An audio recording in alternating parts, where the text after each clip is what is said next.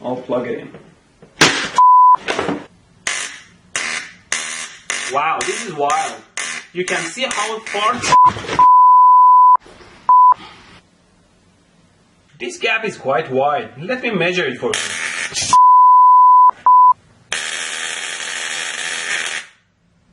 See?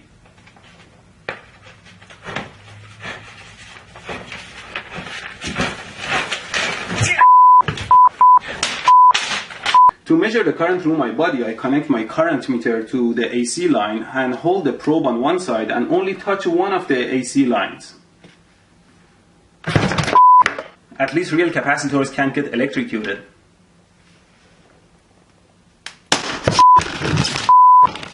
Well, using 120 volt AC is a pretty bad idea. Don't mess with AC.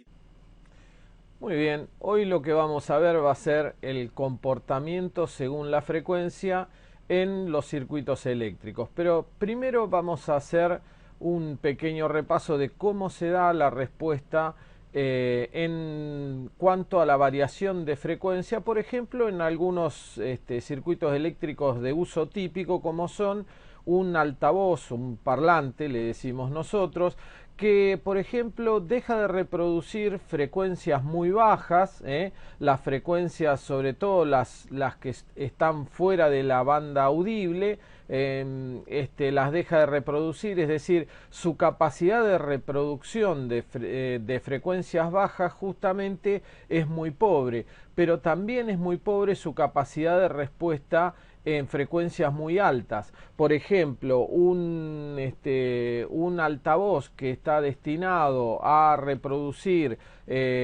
valores medios de frecuencia tiene un comportamiento pobre en valores muy bajos y en valores muy altos, en los dos. Decimos nosotros que recorta en esas frecuencias porque es incapaz de reproducir al mismo volumen su comportamiento. Lo mismo pasa también del otro lado. El altavoz es un dispositivo de salida, pero por ejemplo un dispositivo de entrada como es un micrófono, en este caso un modelo bastante conocido, el Shure SM57, bastante usual para grabar, también deja de reproducir frecuencias muy bajas, frecuencias del orden de los 150 Hz, y se comporta bastante aleatoriamente, bastante imprevisiblemente por encima de los 10.000 Hz de frecuencia. Es decir, para frecuencias muy agudas es probable que no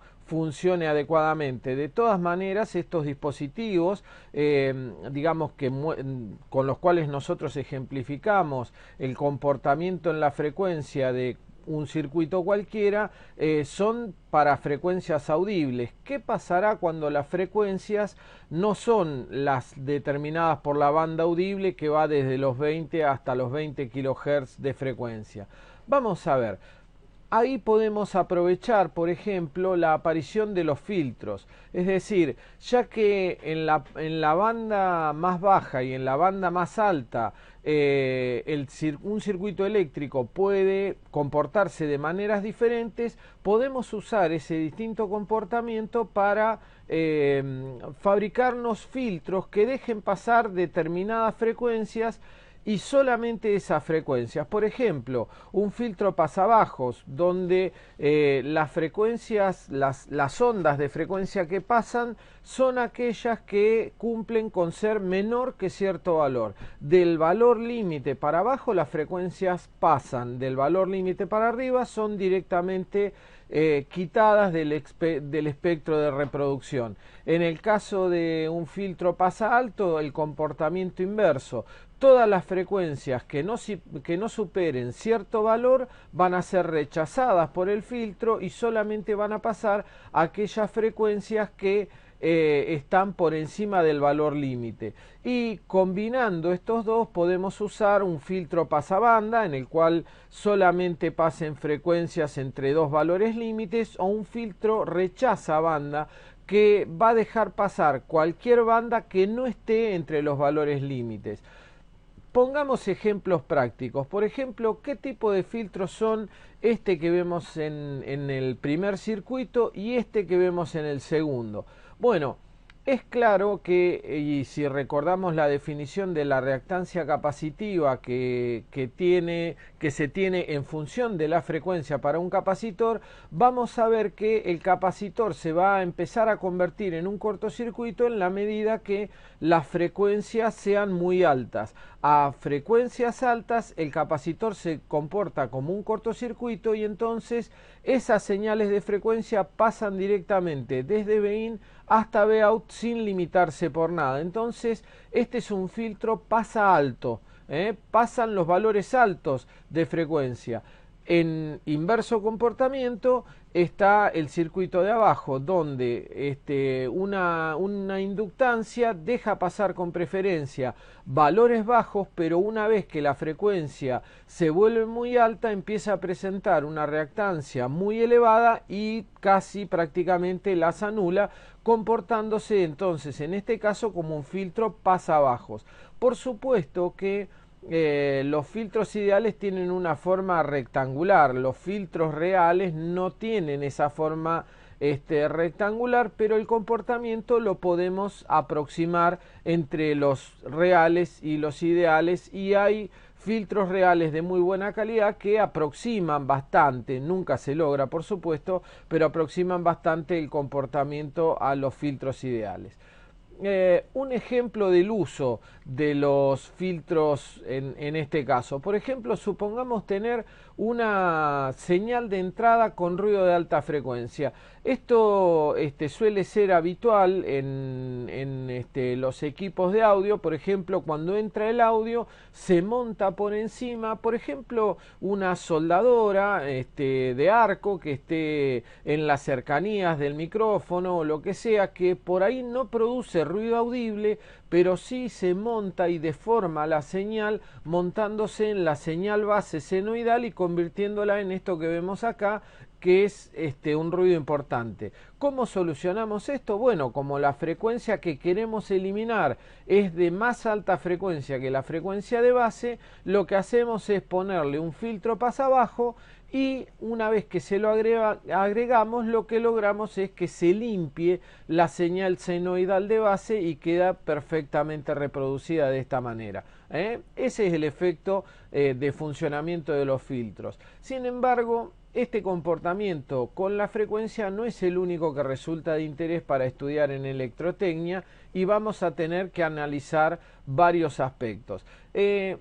Las formas de resonancia van desde la resonancia mecánica, la resonancia acústica, la resonancia óptica, etcétera, etcétera. Un ejemplo claro de resonancia mecánica fue el caso del Tacoma Narrow Bridge, el puente aquel famoso que fue destruido por ráfagas de viento intermitentes que justo lo deformaban al coincidir con la frecuencia de oscilación natural del puente. Era una especie de hamaca, digamos, lo que uno hace con una hamaca, es decir, la hamaca va, viene y cuando empieza a volver uno le da un empujoncito, con lo cual con eso suma un poco más de energía y logra que la hamaca vaya más lejos, espera la vuelta y una vez que inicia otra vez el camino de vuelta le da otro empujoncito y de esa manera logra una oscilación un poco mayor, y si eso se repite muchas veces la oscilación puede ser perfectamente destructiva. Lo mismo pasa cuando uno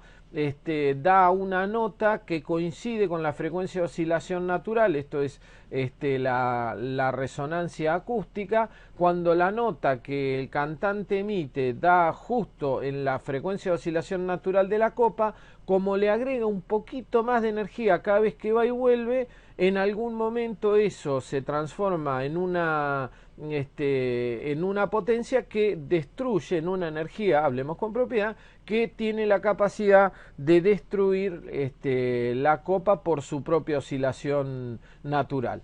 En el caso de la resonancia eléctrica, ¿cuál será el efecto que produce en los circuitos? Porque si es el de destruir, realmente no sería un gran aporte a la confección. Vamos a ver.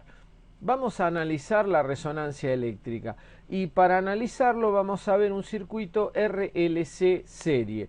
En este caso, la pregunta que podemos hacernos es: ¿puede lograrse la corriente máxima posible aún sin que se aumente la tensión. Bueno, sí, evidentemente puede lograrse si uno tiene en cuenta que la impedancia es la suma de R más J, la reactancia inductiva, menos J, la reactancia capacitiva. Entonces, en este caso, y reacomodando simplemente un poco los términos, podemos notar que nuestra corriente se puede escribir como la tensión de alimentación dividido la impedancia total del circuito RLC serie, y como nos queda una resta en la parte de las reactancias, podemos anular, podemos lograr con una frecuencia, con un valor de frecuencia apropiado, podemos lograr que esa parte del cálculo se haga cero, y entonces, como está en el denominador,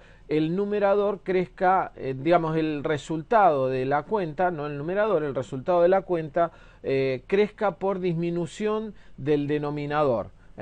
Entonces, la corriente será máxima en el circuito cuando la expresión entre paréntesis sea nula, y además, esto es importante, va a ser puramente resistiva. Como nosotros anulamos la parte reactiva, la corriente solamente va a ver el valor de la resistencia, y la corriente va a tomar el valor máximo de B sub S dividido R directamente.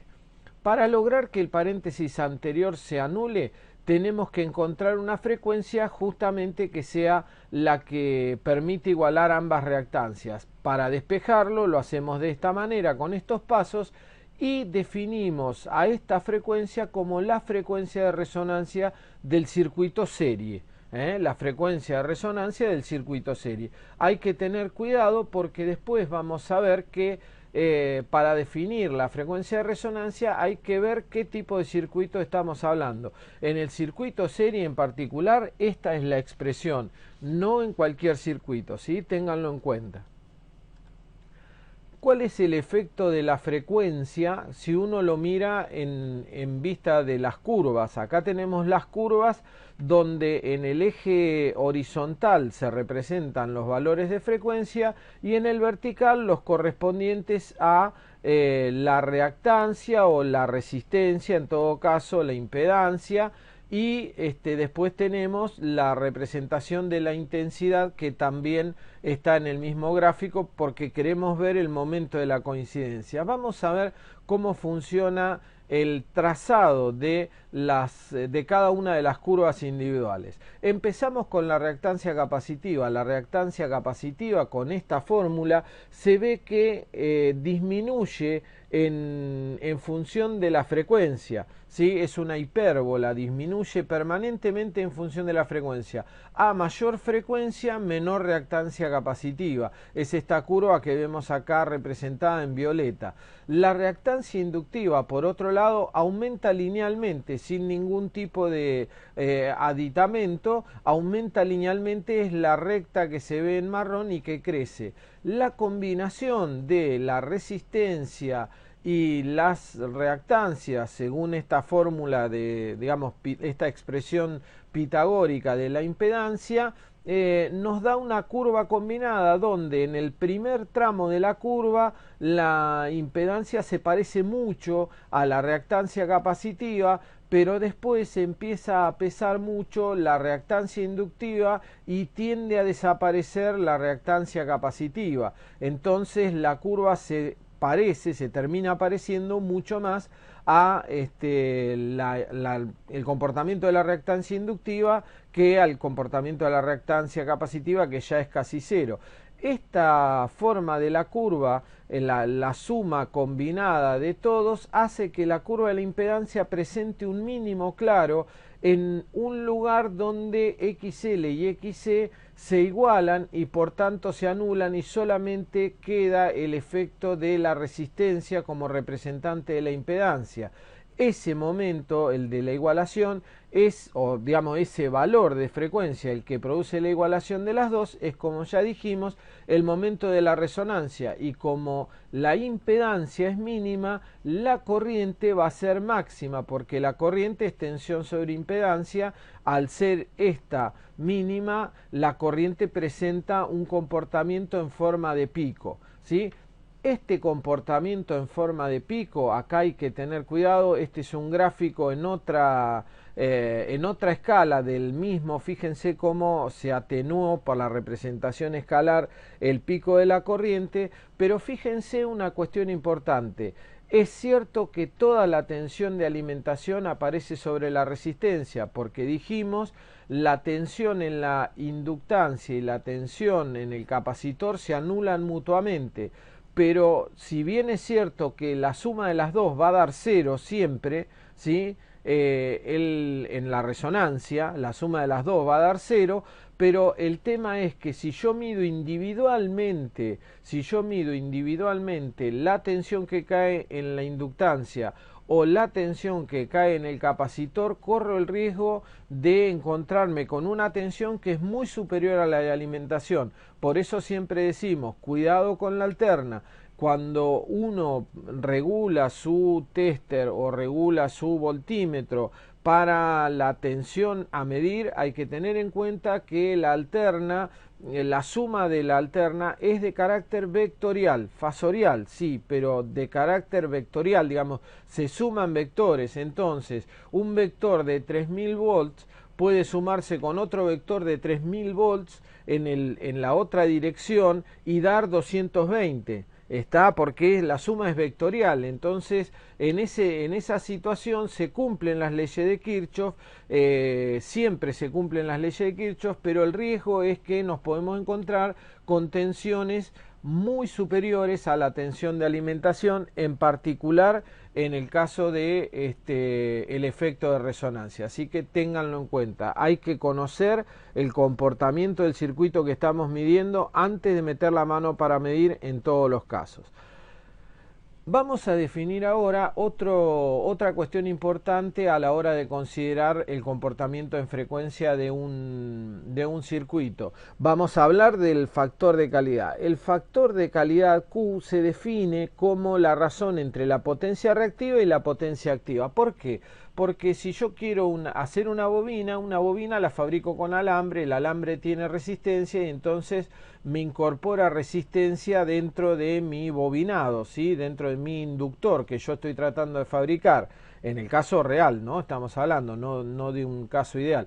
Pero yo quiero poder definir de alguna forma qué tan bueno es el inductor que yo fabriqué. Si por ejemplo el inductor que yo fabriqué es casi todo potencia reactiva, ¿sí? Si es casi todo potencia reactiva, bárbaro, se está comportando bien porque es un inductor, debe ser así, o sea, Q tendría que tener un valor tan elevado como yo pueda lograrlo. Así que este factor de calidad en principio se usaba para determinar, por ejemplo, la calidad de las bobinas o la calidad de los capacitores en todo caso, pero siempre era una cuestión para la fabricación. Pero tiene ecuaciones que pueden ayudarnos a considerar otros aspectos de comportamiento del circuito. Por ejemplo, el factor de calidad, digamos, para definirlo en una bobina, definimos que es el cociente entre la reactancia inductiva y la resistencia, como es casi razonable haberlo pensado sin sacar cuentas, ¿no es cierto?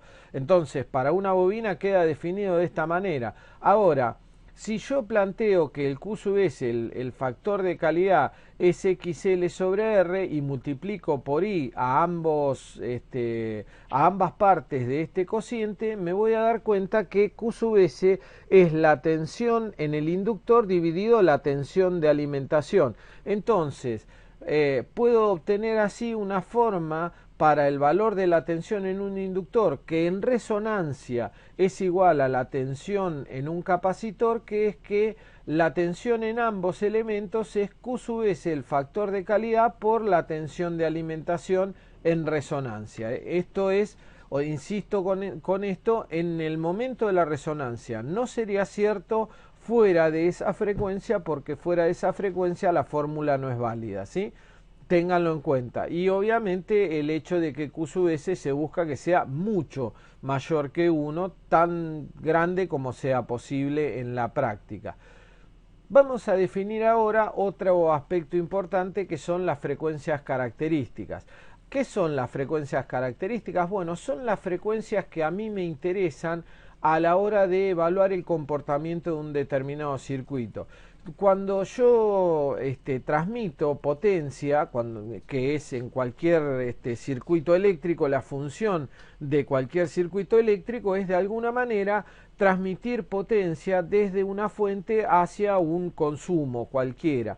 En esta situación lo que yo tengo que evaluar es cuando yo digo que la potencia esta me sirve transmitirla y cuando digo, bueno, no, por debajo de esta condición no me sirve transmitirla. Bueno, en cierta forma caprichosa hemos decidido que las potencias para las cuales no sirve transmitir son aquellas en las cuales la potencia transmitida es menos de la mitad de la potencia emitida. En esa situación ya directamente no consideramos que sea útil transmitir, porque en realidad estamos desperdiciando nuestro dinero si transmitimos así.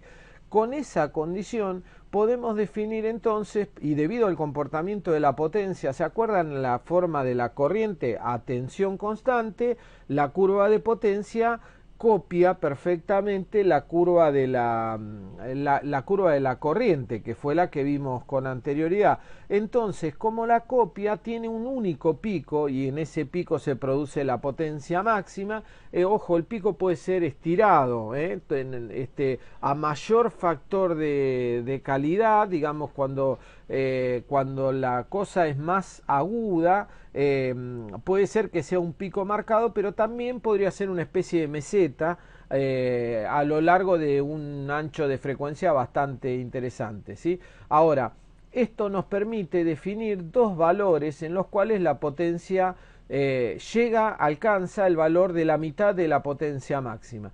Esos dos valores, despejándolo de la fórmula de potencia máxima como I cuadrado por R, donde esta es la I de resonancia y máxima al cuadrado por R, en este caso me permite definir una potencia inferior de transmisión y una potencia superior de transmisión que se calculan utilizando estas dos formulitas que tengo yo acá abajo, que surgen simplemente de resolver el circuito RLC, ¿sí? Ahora, a la diferencia entre la potencia más alta menos la potencia más baja se le dice ancho de banda. El ancho de banda de un circuito cualquiera es el que define el tipo de selectividad que tenga. ¿Qué es la selectividad? Cuando se usaban y cuando se usan circuitos sintonizados, por ejemplo una radio, típico circuito sintonizado, una radio analógica o un televisor analógico, sintonizan usando la frecuencia de resonancia. ¿Por qué? Porque en resonancia yo puedo acomodar mi valor de resonancia para que la frecuencia en la cual transmite la emisora sea justamente la que se alcanza el pico de potencia. Entonces esa estación de radio de televisión entra con la mayor potencia, mientras que todas las demás quedan por debajo de la potencia mitad y el circuito no las capta. Entonces tengo un circuito sintonizado y tengo un circuito selectivo. O sea, cuando este pico es bien en forma de pico estrecho y alto, tengo buena selectividad. Cuando es al revés, tengo una baja selectividad. Si yo estaría diseñando un circuito de radio, yo quiero lograr una alta selectividad, mientras que si yo le estoy dando ancho de banda a mis clientes para que transmitan datos por internet, lo que quiero es una selectividad baja. Entonces lo que logro es una banda ancha, una banda ancha, aunque parezca una banda ancha al cuadrado sería, aunque parezca una rebusnancia, como decía un profesor mío, en este caso es el uso apropiado que se le da. Y una cuestión más que es importante: la frecuencia superior generalmente es la que define el ancho de banda. ¿Por qué? porque no se olviden que estos gráficos que venimos presentando hasta ahora son de carácter logarítmico o semilogarítmico al menos. Es decir, el eje horizontal está en logaritmos de algo, ¿sí? Entonces, yo vengo representando los logaritmos de 10, el logaritmo de 100, etcétera, etcétera. Y esta frecuencia, la frecuencia de corte superior, suele ser de, por ejemplo, qué sé yo, una banda ancha usual, 3 MHz, 3 GHz si quieren ahora, o 4, etcétera, que es la frecuencia más alta que se reproduce contra la frecuencia más alta de X GHz. Yo tengo una frecuencia inferior de 50 Hz. 50 Hz y 0 frente a 3 GB puede ser considerado lo mismo.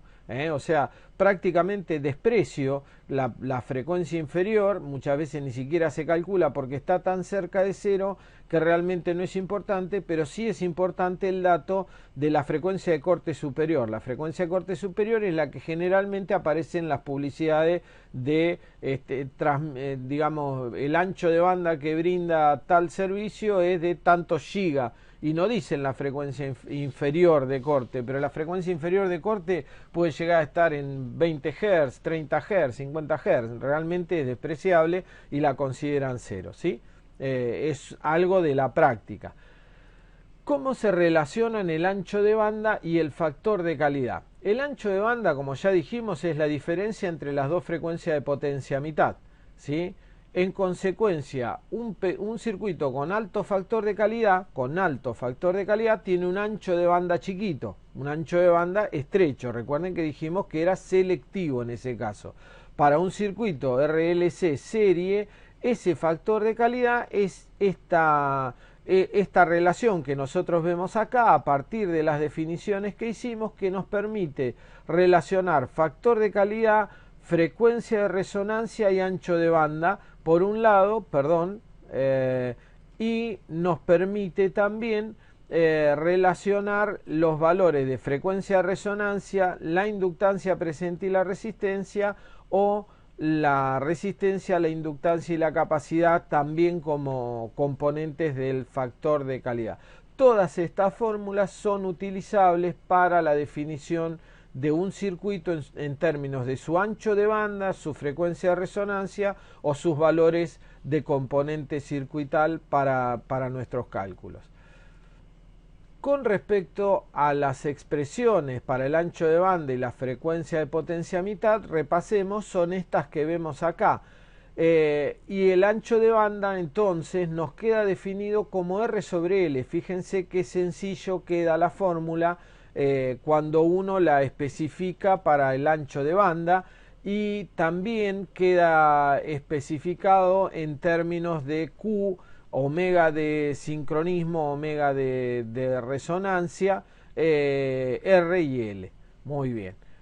Ahora, la impedancia de un circuito resonante serie, que ya lo habíamos comentado, tiene un aspecto importante más allá del valor de su módulo, que es el valor de su ángulo. Recuerden ustedes, como lo vimos con anterioridad, la primera parte antes de la frecuencia de resonancia, el circuito se comportaba bastante capacitivo, muy capacitivo, menos capacitivo a medida que nos acercamos a la frecuencia de resonancia. En la frecuencia de resonancia el circuito se comporta como resistivo puro, y desde la frecuencia de resonancia para arriba el circuito se empieza a comportar cada vez más inductivamente. Esa característica en el ángulo de fase del vector de impedancia puede representarse las dos condiciones. La magnitud es la que vemos acá representada, que ya habíamos visto más o menos esta curva, y la fase puede representarse como esta curva que podemos ver acá, donde arranca muy capacitivamente, cada vez es menos capacitivo y tiende a ser resistivo, solamente se comporta como resistivo puro en la frecuencia de sincronismo o de resonancia, y empieza a ser inductivo de ahí en más, y a la frecuencia infinita, idealmente, se convierte en inductivo puro, por supuesto. estos valores se pueden coordinar entre sí y se representan con estas curvas que vemos nosotros acá, donde aparece la curva de corriente, y es para esa curva de corriente el valor de corriente máxima es puramente resistivo, como hemos dicho ya hasta acá, donde el valor de la resonancia es I máximo E sobre R, donde es la tensión de alimentación en alterna, por supuesto, porque estamos hablando de frecuencia, dividida la resistencia presente sin tomar en cuenta los valores de L y de C que estén presentes en el circuito, que están resonando entre sí. La resonancia en paralelo. Así como analizamos la resonancia de un circuito RLC en alterna serie, ¿no?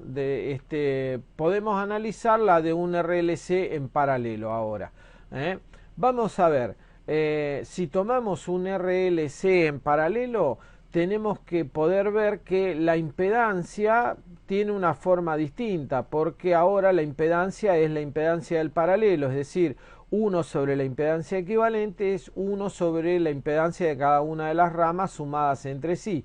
Eso hace que nosotros tengamos que, para calcular, tengamos que hacer un par de cuentas más, pero de todas maneras siempre podemos anular. Lo que se ve acá es la admitancia, obviamente, de la rama, todavía no está convertido, ni falta que va a ser convertirla en impedancia, pero recuerden que siempre lo que tenemos que hacer es anular la expresión entre paréntesis. Entonces, en este caso podemos volver a calcular la frecuencia de resonancia de la expresión entre paréntesis y logramos finalmente un cálculo de frecuencia de resonancia que es exactamente la misma resonancia que había en el circuito serie. Sin embargo, hay que tener en cuenta cuestiones diferentes. La frecuencia de resonancia en un circuito paralelo produce un crecimiento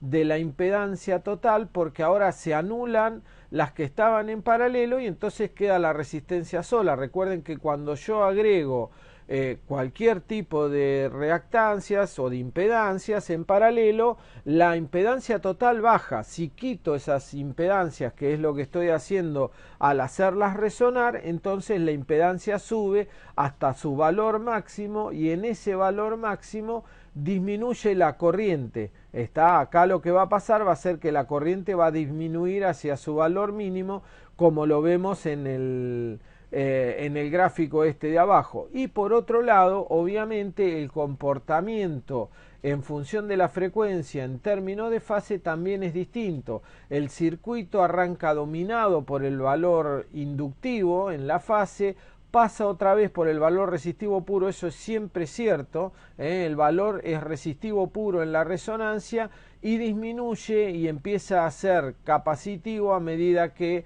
la frecuencia se va hacia el infinito, porque el capacitor en paralelo se convierte prácticamente en un cortocircuito a muy alta frecuencia. Bueno, esto es todo para esta parte que es el comportamiento en frecuencia de los circuitos. Nos vemos en el próximo video sobre lugares geométricos de la corriente en función justamente de la frecuencia, que requiere un video aparte. Nos encontramos en el próximo video. Gracias.